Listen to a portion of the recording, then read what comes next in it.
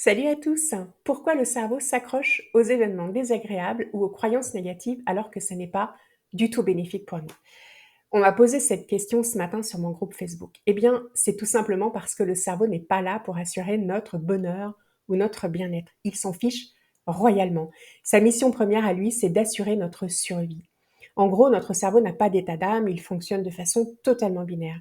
Et donc, d'un point de vue évolutif, il a tendance à garder en mémoire les événements négatifs en raison de ce qu'on appelle le biais de négativité qui est totalement naturel.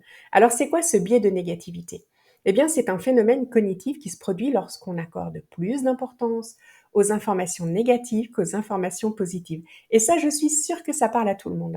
C'est le résultat de notre évolution, tout simplement, pour conserver l'espèce humaine, pour transmettre nos gènes.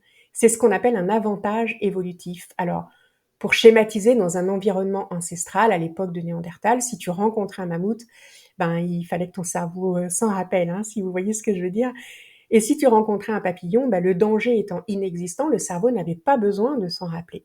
Mais de nos jours, dans notre monde moderne, évidemment, on ne rencontre plus de mammouths, hein, j'ai envie de dire heureusement, ni même d'hommes de Néandertal, et ça aussi j'ai envie de dire heureusement, mais on va vivre des expériences négatives, on va être soumis à des événements désagréables, du stress, des traumas, etc. Et notre cerveau va les associer souvent, pas toujours, mais très très souvent, à des menaces potentielles, comme le mammouth.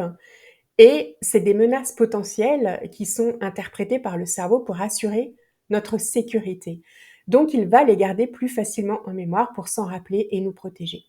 C'est la raison pour laquelle il est super important de contrer ce biais de négativité et de faire en sorte de développer des compétences en gestion de stress, en résilience émotionnelle, en pensée positive, en méditation, etc. Bref, tous ces outils de développement personnel pour justement équilibrer cette prédisposition de notre cerveau à focaliser sur le négatif.